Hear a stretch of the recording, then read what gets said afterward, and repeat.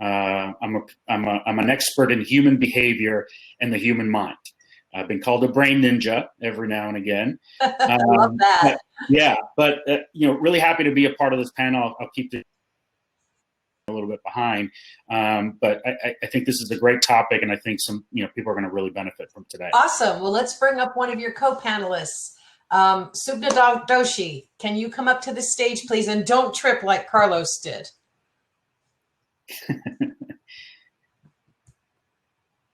This is such a great medium. There she is. Good morning. Thank you for joining this panel with us. Why don't you tell everyone who you are and why I think you're so special? Thanks for having me, Rosie. Hi, Carlos. Doshi. I am co-founder of Alinea Production. Alinea is a audio and video digital marketing production company. My co-founder is a Marine Corps veteran, Adam Cummings, and we started about a year ago, and our purpose in creating any type of content is to reverse trends of anxiety, depression, and suicide in every community across the country and around the world. I am also a mother of 7-year-old triplets, and my other company is We Go Kids, which inspires parents to raise their children with emotional intelligence. That's pretty awesome.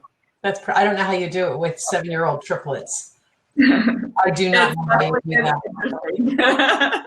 And to round out this panel, another one of my favorite people, Janel Norton. Can you bring Janel in? Good morning. There she is. How are you? I'm good. How are you?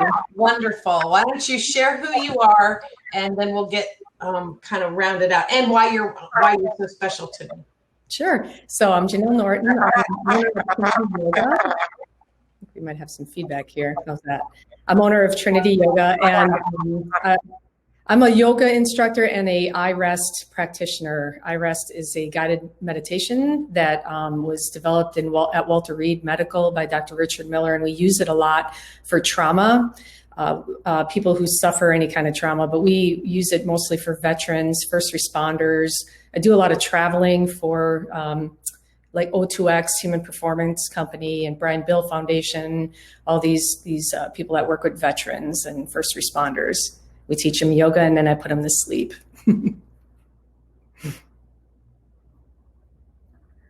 Just like the other platforms. That's really cool. I am so glad that the three of you are on this together. My whole purpose in this was to kind of envelop the mind, body, and spirit. So Carlos, why don't you share? I want you to kick this off. I know that we are a little bit shorter on time, but I am going to try to get as much information as we possibly can. So don't truncate anything.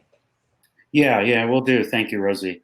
We'll talk a little bit. I'm sort of going to give you, the three things that I see most entrepreneurs and business owners sort of face from a mental perspective, right?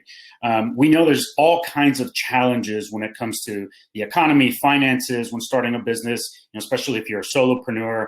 And so these are some of the things that when I sit down with a CEO business owner, and we start to investigate and explore a little bit more some of the mindset things where people get stuck. And so I'm going to give you sort of 3 pointers on that. And then we'll turn it over to Supna. She'll talk a little bit about sort of some of the spiritual piece. And Janel will join us and talk a little bit more about, health and how all these things are absolutely related, right? If we're performing at our peak, our businesses are going to perform at the peak, right? And so we need to shift our mindset into a positive place. We need to be keeping our bodies healthy and our minds healthy. And so let's jump into it. I think the first thing is we have to embrace change, right? We are wired as human beings to be comfortable, in that comfort zone. We function well there. We're wired to seek pleasure, but even more so to avoid pain, whether that's emotional pain, psychological pain. But what we know is that without change, there absolutely is no movement. There's no movement forward. right? And so we have to get used to getting out of that comfort zone, getting out of that space. We need to be able to take giant leaps forward, and those leaps take a lot of fear, right? And so that's sort of my second point. Become best friends with fear, right? It's absolutely a part of us. There's no way of getting through life without some level of fear. So fear is okay. Failure is okay. We, I think, from a very early age, get conditioned and trained to be afraid of failure or to tie our self-worth to failure. And so we will get into this place where we're actually trying to avoid failing. But, you know, I see there's 38 people in the room. I don't imagine there's one single person in this room watching this that hasn't had failures. I mean, if you've made it all the way to the top without failure, please, let's talk. I want to know your secret, right? So when we can sort of embrace that failure, you know, one of the statements I like is fail forward, right? Invite the opportunities to fall on your behind and then just get right back up. That's how we learn, right? That's the road sign for us to what do I need to do different? What do I need to do better, right? But without failure, we get stuck and we feel paralyzed. And when we're feeling paralyzed, we're just in our brains, right? And it's just churning and churning. And what that causes is anxiety and worry, right? And then we're wondering why we can't get out of our own way. The third thing that I often see, and it's very closely related to these other 2 points, my statement always is your net worth has nothing to do with your self-worth, right? If we tie too much of our value as a person on our bank account, we're in trouble, right? Because we just talked about there's going to be failures. And if you tie your self-worth to that, then, you know, when you do run up against those obstacles, when you do fall, when you do stumble, you're going to be down longer. Because on top of the fact that you have this external failure, you're beating yourself up on the inside. I should have started this business a year ago. We should be financially, you know, somewhere else. And it's just mentally, there's an anguish around that. Mentally, we're sitting around again, paralyzing ourselves because we're not moving forward, right?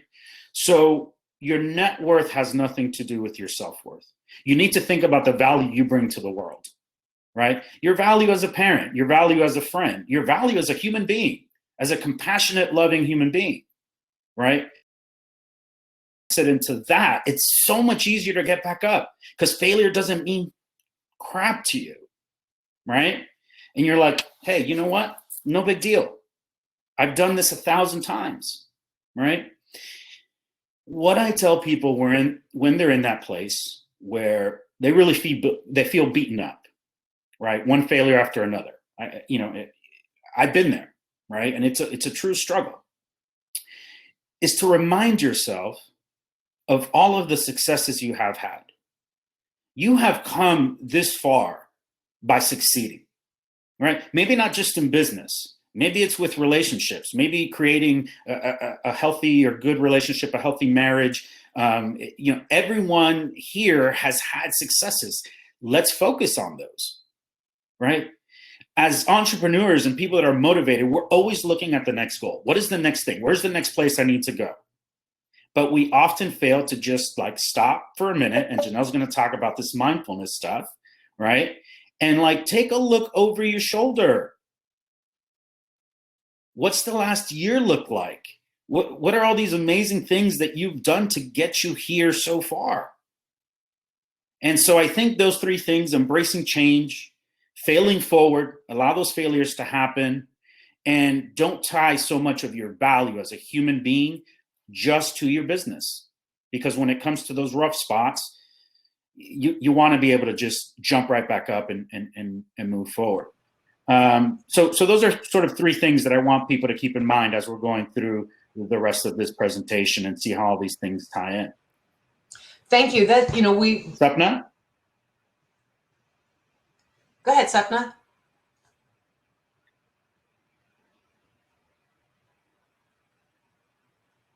You should be on now. Your mic should be on now. I think we're talking, but I can't hear her. Say that again. Okay, no, I thought you were talking, but I couldn't hear anything. Oh, we hear you. Go right ahead. Okay, great. Well, yeah, to piggyback on Carlos's point, and kind of the three of us, I think, as you mentioned, talk about the mind, body, and the spirit. Spirituality has definitely been a big piece of my journey for the last 7 years. And I think as participants and as we go through life and experience this, we'll see that when one is off balance, everything becomes off balance. And so that really is what is powerful, is really being able to focus and shift all three of these things. A lot of what Carlos was talking about with the mind and what Janel will talk about in the body and the actual tools. One of the most powerful things, especially most of our work is with veterans, is to really ground in purpose. When we start our businesses, there has to be that motivation to jump out of bed every morning and be excited about what we do. And it's not going to be a motivation by the dollar amount in the bank account, although that is definitely not a bad thing, and it's definitely it's definitely powerful, but it's not going to get you out of bed every morning. And so really grounding in purpose, and one of the reasons why Alinia's purpose is that is because everything we do in a business, if we can tie it back to a purpose, then everything that we do has purpose. And that is then a domino effect.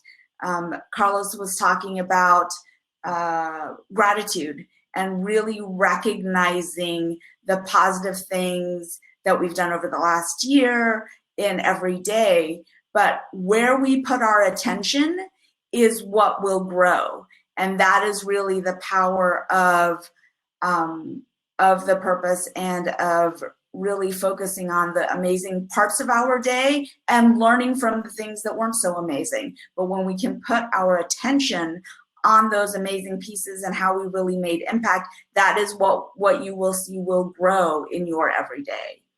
And I'm a real big proponent of tools and like, tell me how to do this. And so one of the things I talk about all the time, pretty much in almost every conversation, is the Surrender Experiment by Michael Singer. His book, to me, is the #1 book that any entrepreneur should read, must read before starting a business. And the reason is it gets you out of your head, and it teaches you how to drop into your heart.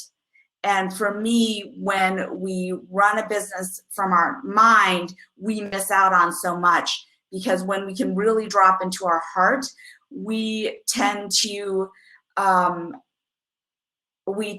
create far more energy and flow for the things that we want to attract in our life. And the Surrender Experiment and that whole journey is really the journey of entrepreneurship and taking off the blinders. Things are not going to look the way that we expect them to look. We're not always going to get everything. Our business is not going to grow the way that we envision it.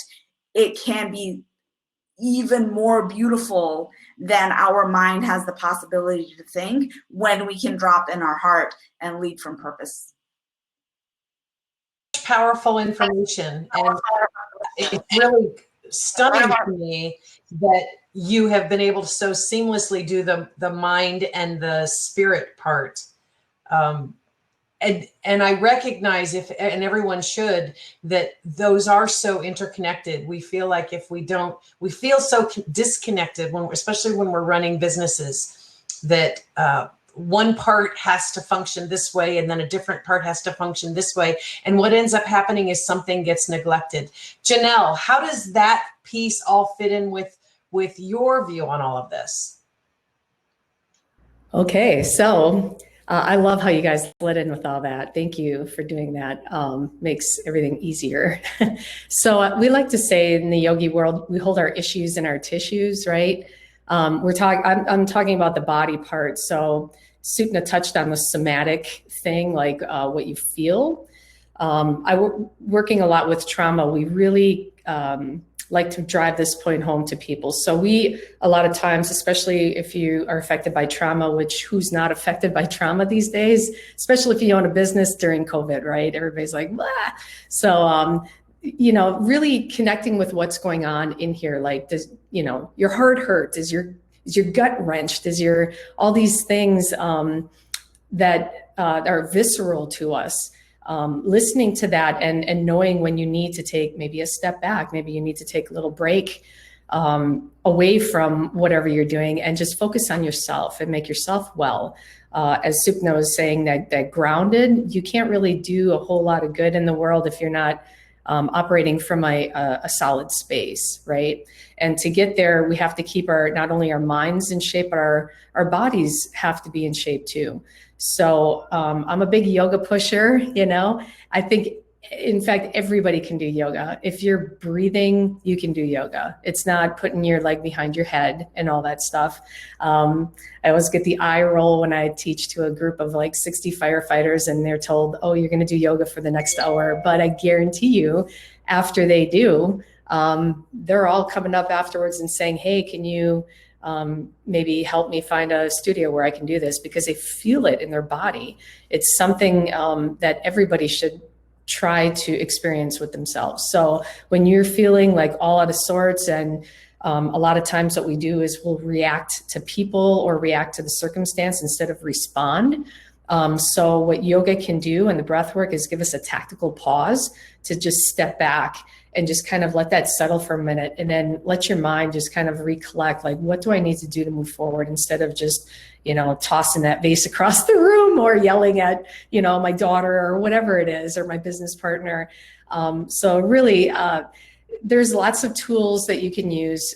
There's space on YouTube where you can Google all different types of yoga. I would always suggest starting with a gentle, and those are just really easy movements where we connect our breath with the movement. So it's not just stretching, it's actually connecting your parasympathetic nervous system, letting that sympathetic kind of settle down and getting into your body with your breath and the movement. And it sounds a little hippy dippy, but really it's not. I know you veterans out there, again, eye rolls, but when I teach to them also, it's really important. And the mindfulness piece is the second piece, and that's where the breath work comes in. It can be a tool as simple as just, you know, when you feel like things are really getting crazy, just sit for a second, maybe shut your eyes and take a soft gaze, and then feel yourself in your seat. Feel yourself sitting, feel the weight of your body, feel your feet on the ground, and then notice like your shoulders. Usually what happens when we all get tensed and jacked up, we do this thing. So then you just start to soften those spaces.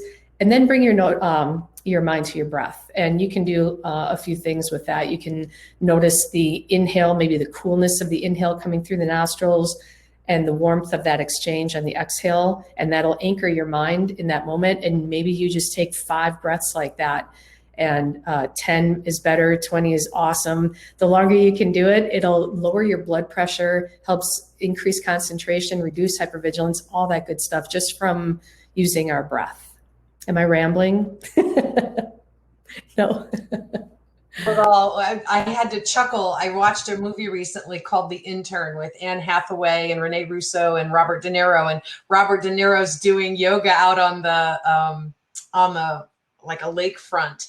And when you said it sounds kind of hippy dippy, that was where my head went, was the last time I'd seen someone do yoga. And it did look hippy dippy, but let me tell you, they were all really calm.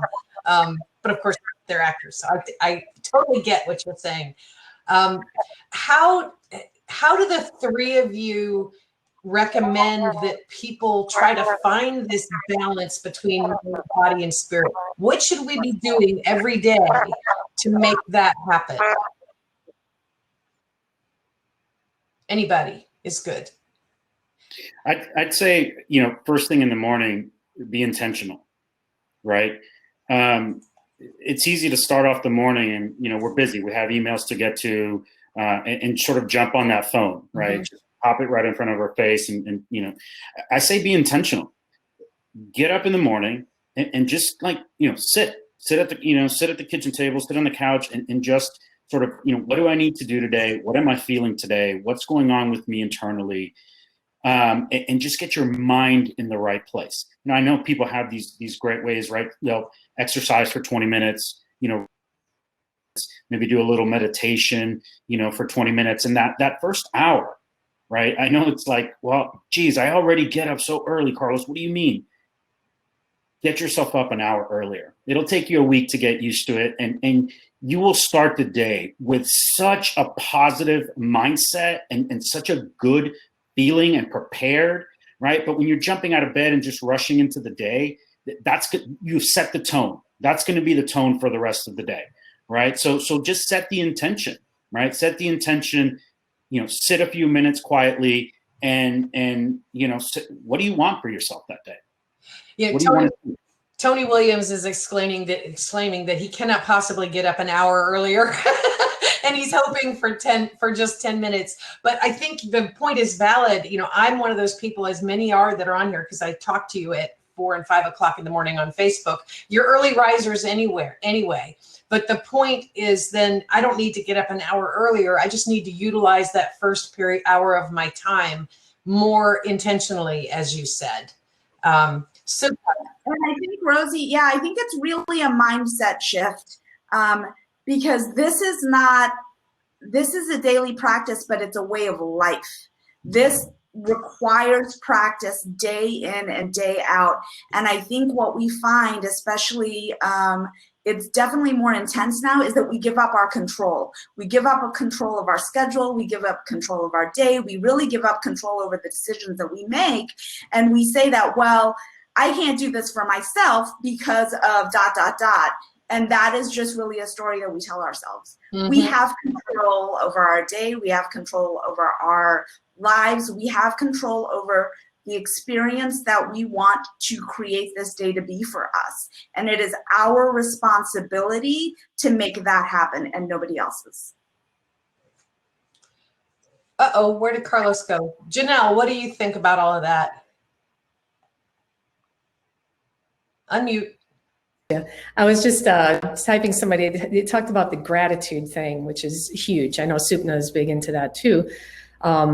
Being just grateful for where we are right now. So Carlos touched on how we're always taking all of our experiences from what happened to us in the past, business or personal, and projecting all that into what's going to happen next.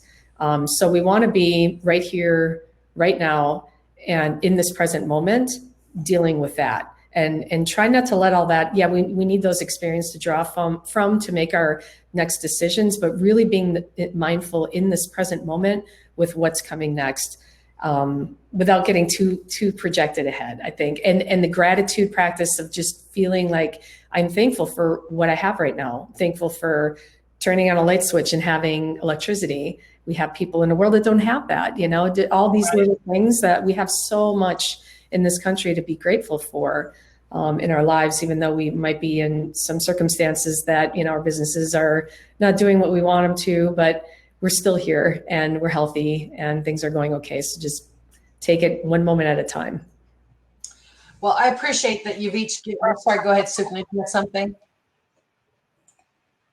I was just going to say what's powerful about the tools that Janel teaches, they apply directly to us as entrepreneurs. So say, for example, when I get rejected by a new client that says, nope, I'm not going with this proposal, I go back to Janel's breathing technique to get myself out of that fight or flight so that I can balance again and not react, but really just make a really balanced and grounded choice of what is going to be my next move. So the tools and even the yoga, the things that Janel teaches and that we all practice are meant to be used on a daily basis to get us off of this entrepreneurial roller coaster that we ride and to get us more grounded. Absolutely. It's really interesting that you say that. I don't know if I'm okay. We're good now. This respond versus react. Anyone that's familiar with the book, Gary Schonegger's book, Who Owns the Ice House? It talks about 8 traits of entrepreneurs. And one of those very special ones is the ability to respond versus react. And it's not just it's a mindset, yes, but it's a certain way that we deal with our business and that roller coaster as entrepreneurs, that you will get much further and succeed better, easier, if you respond instead of react. React is a punch, right? It's like that feeling you get in the gut and you just go with it without thinking. Responding, though, is more thoughtful. It's taking those 10 breaths. It's thinking about what you're going to say and how you're going to solve that challenge rather than just, that gut punch. So it's really interesting. I'm glad I see someone Valerie's put the book, Who Owns the Ice House, in the chat. I'm going to go to some Q&A. And Tony Williams writes, do you think, in fact, let's see if we can bring Tony up. If I'm able to do this. Yay, let's see if that works.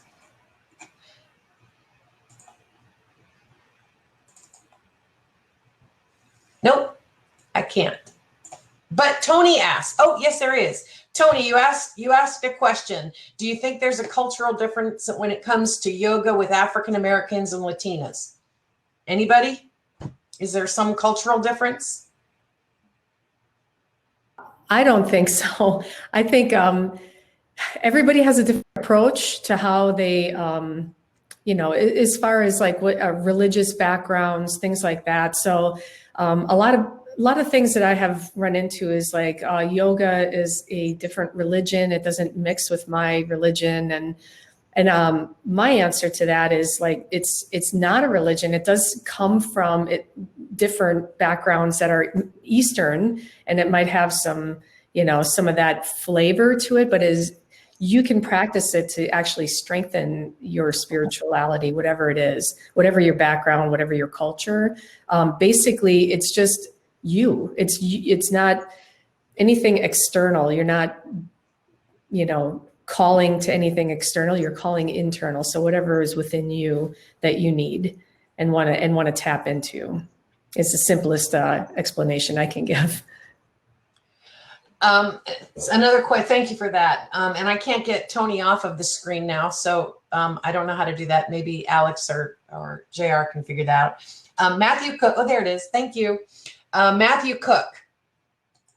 Let's see. Matthew asks, Matthew's in the cohort, ladies and gentlemen, right now. He owns a home remodeling company, so he really is struggling trying to control his schedule, and he feels like his clients control his schedule. Boy, do I understand that completely. What kind of advice would you give him for that challenge? Anybody? I would jump in on this, but sure. I'm just as bad. But Supna had a really good strategy for me the other day. So I'm going to turn it over to her and put her in the limelight. Okay, ladies, which one of you have the magic wand for this problem? Because I'm just as guilty. One of the tools that I learned about 7 years ago when I had the triplets was to be able to shift from multitasking to time blocking. It again is the art of practice, but we are actually not meant to multitask. We are meant to focus on one task at a time. And when I did that, when I started practicing that, so my calendar looked like this beautifully rainbow colored checkerboard of time blocking things for myself. And I did it very intentionally. But what that does when we focus on one thing at a time, we actually get so much faster at it and create time for ourselves. So a question that I do get often is, how do you do everything? You have 7-year-old triplets, you run 2 separate businesses, and that really is just it. I don't multitask. I focus on one thing at a time. It feeds that need for us to be present and in the moment. And with regard to clients, if they are if you feel that they're dictating your schedule, then I would say time block X number of days a week. Well, then that's client time. And then you know that going into your week. You know, that's a really interesting concept. I was at a conference one day, a one-day conference somewhere, where somebody introduced me to time blocking, and they had a calendar, a physical calendar, and they used colored pencils to color code which parts of their days were assigned to self activities, self-care, client activities, computer time, family time, and then lots of time that was not blocked out at all, so that it was flex time. If something, an emergency came upon and they needed to do something, then that was time available. And for the short time that I disciplined myself to use that, which was for about 2 months, and it is like anything, it's like yoga, it's like meditation, it's like getting up an hour early. You have to keep doing it to get in the habit of doing it. But I put a link in the chat of the first place that I could Google something about that whole concept of my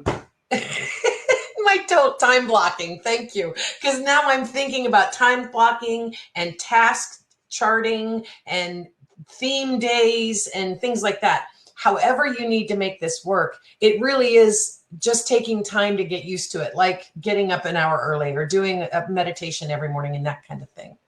And Rosie, if I can just throw in one more point in there. Please. When you do that time blocking, the absolute importance and value of rest, right? Not only do our bodies physically need to be renourished, but our brains even more so, right? Mm-hmm. And so if you're just pushing it to the limit and redlining it all of the time, you're not nearly using your talents in the way you need to, right? So find the hours in the day at which you are at your peak. For me, that's the first few hours of the morning, right? I can write, I can do whatever. I'm focused. I'm there. I know that doesn't function for me at night. I can no longer do that. So that's where I shut it down. That's the time that that I shut it down. But I say when you don't do this, it's literally like trying to drive your car with the emergency brake half on, right? You're not at your peak if you're not taking time to just rest, to shut it down, get away from the phone, get away from the computer, and you will be able to do and to work harder once you've taken that time for yourself and have rested your brain a little bit. What a great analogy. Go ahead, Janelle. I just want to plug, since we're on that track with Carlos, iRest. I as an integrative restoration. There is just the magic that happens from a nap. And this is like a nap on steroids. So 20 minutes is the equivalent of about 2 hours of REM sleep. It's a guided meditation practice. I'll put the link in here. You can get some free ones on there. There's free ones on Insight Timer. We have them on my site for Trinity Yoga. But if you can block off 20, 30 minutes in the afternoon, turn your phone off, duct tape the kids in the closet, whatever you got to do, and just take that time for yourself, that 20 minutes, you will be so refreshed the rest of the day, no matter how tired you are. I think there was a reason Europeans and Spain and South America, they have it right. Doing that nap in the afternoon when your circadian rhythm starts to crash, don't go grabbing a Red Bull and coffee. Take a nap, even if it's just 20 minutes, and you'll be surprised how well you can balance yourself. Yeah, that's really cool. That's a really great idea. We have one more question and we have about 2 minutes to go, but I have my own thoughts about this question. Veronica Lane asks, does being that systematic remove the fun? And I know all of you are going to have an opinion about that, so somebody shout one out. I'd say, geez, the psychology of me is like wanting to ask her, well, what does that mean? Why is that not fun for you? I can't. How do you feel about that? How do you feel? How does that make you feel? Just last year, there was this mind shift for me that happened, and it was me attaching this idea of working too much to being a, right? I know we're talking about balance and rest and all of that stuff, but you're always hearing like, don't work so hard, you're going to burn yourself out and all of this. And I had to remind myself, like, I love working. I love building a business. I love networking with people. I love doing these things. Right. But how are you mentally framing that in your mind? Because you're right. If this doesn't feel like fun for you, you're in big trouble. Mm-hmm. You're in big trouble. we're talking a little bit about tips, and people often ask me, as a clinical psychologist, what are a couple tips? What are a couple things that I can do? And I get stuck, because what I do is help you figure out what your blind spots are. So yeah, there are some tips, but what is going to be individual to you? So my recommendation is, like, sit down with a coach, sit down with a therapist, a counselor, or even somebody that's really trusted, and talk out what some of those blind spots, some of those things are for you. And I'll tell you, I've seen it a million times. It's happened for me. When you remove those blocks, you take off. So take the time for some of that, and really, check in with yourself and see, how am I framing things, and what does that mean for me? Well, I want to go ahead.